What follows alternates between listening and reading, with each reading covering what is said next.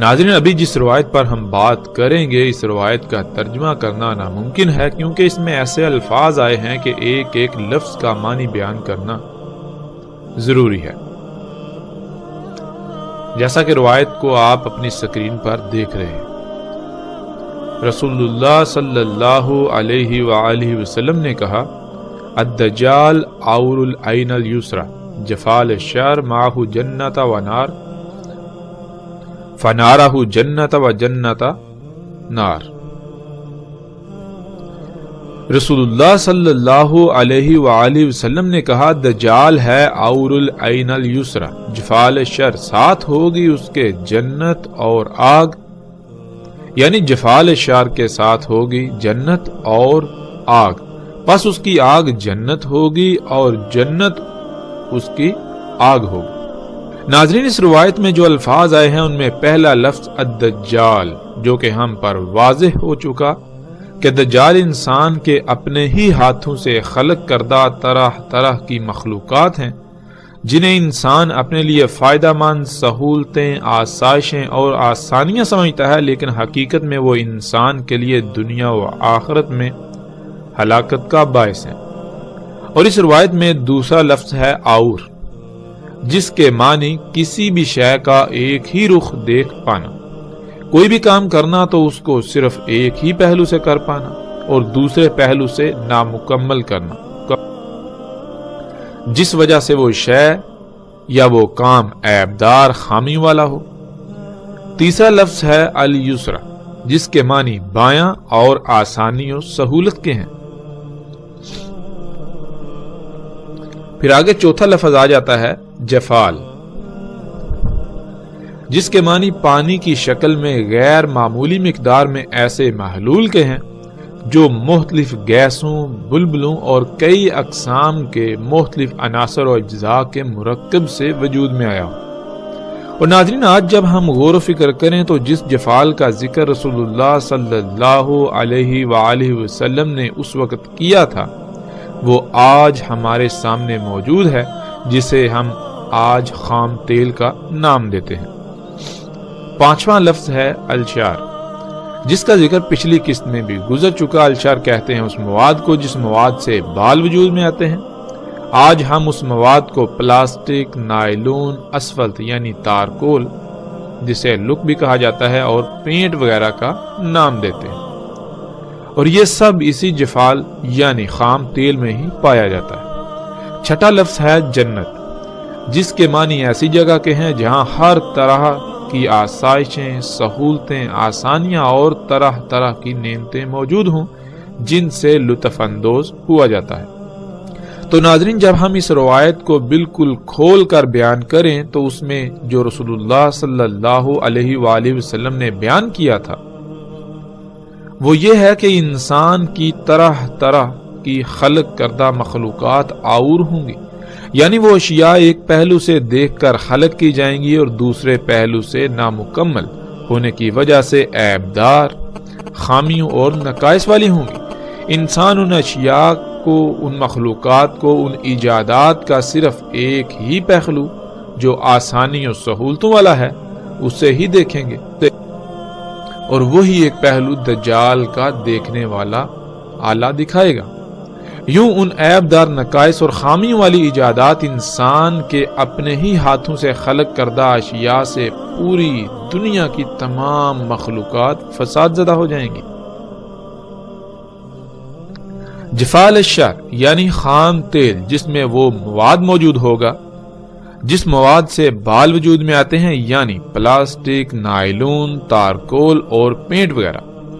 وہ یعنی جفال الشر جسے خام تیل کا نام دیا جاتا ہے، وہ دجال ہوگا۔ انسان اسے اپنے لیے مسیحا یعنی فائدہ مند سمجھے گا، لیکن حقیقت اس کے بالکل برعکس ہوگی۔ اسی خام تیل کے ساتھ جنت اور آگ ہوگی، یعنی اسی خام تیل سے ہی دنیا طرح طرح کی ایجادات سے، آسائشوں، سہولتوں اور آسانیوں وغیرہ سے مزین جگہ بن جائے گی، جو کہ یہ سب دجل یعنی دھوکہ ہوگا، اور اس کے ساتھ آگ ہوگی، یعنی دنیا آگ یعنی جہنم بن جائے گی۔ ناظرین، رسول اللہ صلی اللہ علیہ وآلہ وسلم کے الفاظ کے عین مطابق آج نہ صرف اس خام تیل کی دریافت کے بعد صنعتی انقلاب کے نام پر طرح طرح کی ایجادات سے دنیا آسائشوں، سہولتوں اور آسانیوں سے مزین ہو چکی، ایک مزین ترین جگہ بن چکی، بلکہ اسی خام تیل سے وجود میں آنے والے اسلحہ و بارود اور گاڑیوں اور کارخانوں وغیرہ سے خارج ہونے والے دھوئیں سے دنیا آگ یعنی جہنم کا منظر پیش کر رہی ہے۔ رسول اللہ صلی اللہ علیہ وآلہ وسلم نے کہا تھا کہ اس کی جنت حقیقت میں آگ یعنی جہنم اور اس کی جہنم در حقیقت جنت ہوگی، اور آج جب ہم غور و فکر کریں تو حقیقت ہر لحاظ سے یہی ہے۔ ایک طرف اس خام تیل کی دریافت کے بعد صنعتی انقلاب کے نام سے ہونے والی طرح طرح کی ایجادات سے وجود میں آنے والے جدید ترین معاشرے نظر آنے میں جنت نظر آتے ہیں، جن میں ہر طرح کی آسانیاں، سہولتیں اور آسائشیں موجود ہیں، تو دوسری طرف در حقیقت اس جنت میں رہنے والے نہ صرف طرح طرح کی بیماریوں کی لپیٹ میں ہیں، جس کی وجہ انہی مشینوں اور کارخانوں سے خارج ہونے والی مختلف زہریلی گیسیں ہیں، بلکہ اس جنت میں رہنے والے انسان انسانوں کے ہی غلام ہیں، نہ صرف انسانوں کے بلکہ وہ ان مشینوں کے غلام بن چکے ہیں۔ ان انسانوں کی اپنی کوئی زندگی نہیں، کوئی آزادی نہیں، جن کا وقت اپنا ہو کر بھی اپنا نہیں، جن کی سوچیں بھی اپنی نہیں،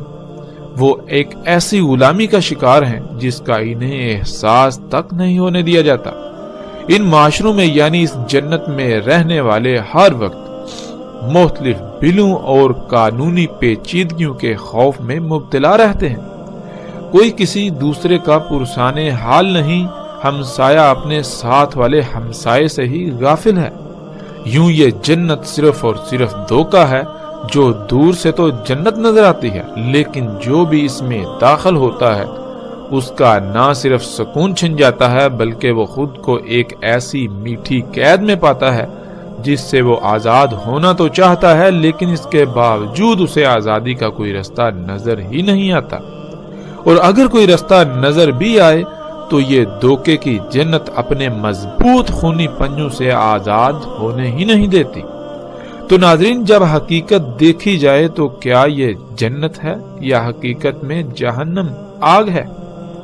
یہ حقیقت میں نہ صرف دنیا میں بھی جہنم بلکہ یہ آخرت میں بھی جہنم ہوگی، اور آج جسے لوگ جہنم تصور کرتے ہیں وہ علاقے، وہ خطے جہاں یہ دجال یعنی انسان کی طرح طرح کی خلق کردہ یہ اشیاء موجود نہیں ہیں، وہاں کے رہنے والوں کے لیے نہ صرف وہ دنیا میں حقیقی جنت بلکہ آخرت میں بھی ان کا ٹھکانہ جنت ہوگا۔ بظاہر تو وہ ان ایجادات جنہیں انسان سہولتوں، آسائشوں اور آسانیوں کا نام دیتا ہے، اپنے لیے انہیں مسیحا سمجھتا ہے، ان سب کے بغیر جہنم کسی زندگی گزارتے نظر آتے ہیں، لیکن در حقیقت وہ لوگ نہ صرف جسمانی طور پر آزاد ہیں بلکہ فکری طور پر بھی آزاد۔ جہاں دجال جنت یعنی یہ جدید معاشرے دھوئیں سے بھرے ہونے کی وجہ سے طرح طرح کی بیماریوں کا شکار ہیں، تو وہیں وہ خطے جہاں یہ دجال موجود نہیں ہے، جو ان ایجادات سے محروم ہیں، جہاں یہ دجال داخل ہی نہیں ہو سکا، وہ فطرت پر ہونے کی وجہ سے ایسی تمام بیماریوں، پریشانیوں اور طرح طرح کی فکروں سے پاک اور آزاد ہیں۔ یہاں ناظرین ایک بار پھر دوبارہ لفظ آور کو سمجھ لیں۔ اللہ سبحانہ و تعالیٰ نے ہر شے کا اس سے جوڑا خلق کیا۔ اللہ سبحانہ و تعالیٰ نے جو کچھ بھی خلق کیا وہ دونوں پہلوں سے مکمل خلق کیا۔ مثلا ہم دیکھتے ہیں کہ اللہ سبحانہ و تعالیٰ نے ہمارے لیے سواری کے ذرائع گدھے، گھوڑے اور خچر وغیرہ خلق کیے۔ ناظرین، اللہ کے خلق کردہ ان سواری کے ذرائع کو اگر انسان خرب ہا خرب سال بھی استعمال کرتا تو دنیا میں رائی برابر بھی خرابیاں پیدا نہ ہوتی،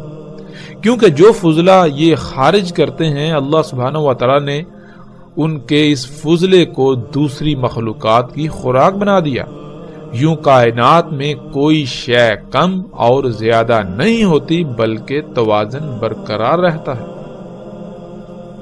انسان نے اللہ کے مقابلے پر سواری کے ذرائع خلق کیے جو ایک پہلو سے تو بہت زبردست نظر آتے ہیں، ان کی رفتار بہت تیز اور انتہائی آرام دہ اور پرسکون ہے، اور یہی ہے العین الیسری۔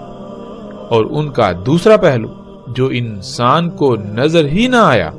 جو کہ فضلہ یعنی زہریلی گیسیں یہ سواری کے ذرائع خارج کریں گے، ان کا کیا کیا جائے گا؟ اس دوسرے پہلو سے یہ سواری کے ذرائع بالکل نامکمل خلق کیے گئے، جس سے آج پوری دنیا مختلف اقسام کے زہریلے مادوں سے بھر چکی، جس وجہ سے دنیا شدید ترین فساد سے دوچار ہو چکی۔ طرح طرح کی بیماریوں کا سیلاب آ چکا ہے جو دن بدن بڑھتی چلی جا رہی ہیں۔ اسی دھوئیں کی وجہ سے لاتعداد مخلوقات صفحہ ہستی سے مٹ چکی، اور یہ سلسلہ دن بدن جاری ہے اور بڑھتا ہی چلا جا رہا ہے۔ اسی دھوئیں کی وجہ سے ہر سال کم سے کم 33 لاکھ سے زیادہ انسان موت کا شکار ہو رہے ہیں، اور شاید ہی کوئی ایک بھی ایسا انسان ہو اس دھوئیں کی جنت کا جو اسی دھوئیں کی وجہ سے کسی نہ کسی بیماری کا شکار نہ ہو۔ اسی دھوئیں کی وجہ سے آسمان پھٹ چکا، درجہ حرارت دن بدن بڑھتا چلا جا رہا ہے، گلیشیئر پگھلتے چلے جا رہے ہیں، جس کی وجہ سے سمندروں کی سطح دن بدن بڑھتی چلی جا رہی ہے اور خشکی کم سے کم ہوتی چلی جا رہی ہے۔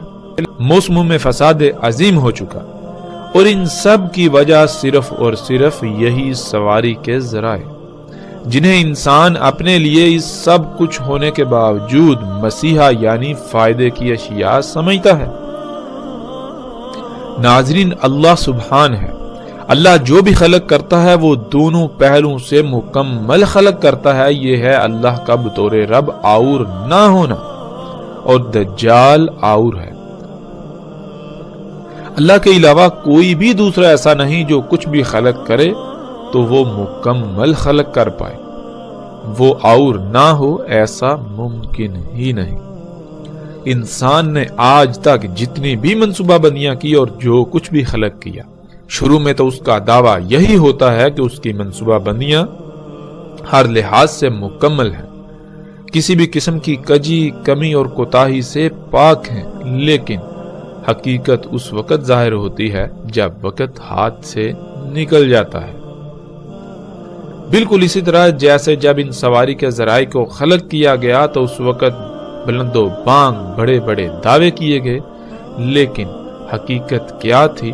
وہ آج دنیا کے سامنے آئی۔ تو ناظرین، جیسے جیسے ہم آگے بڑھیں گے، الحمدللہ رسول اللہ صلی اللہ علیہ وآلہ وسلم کے الفاظ کی روشنی میں دجال کیا ہے، اس کی وضاحت مزید کھل کر ہوتی چلی جائے گی۔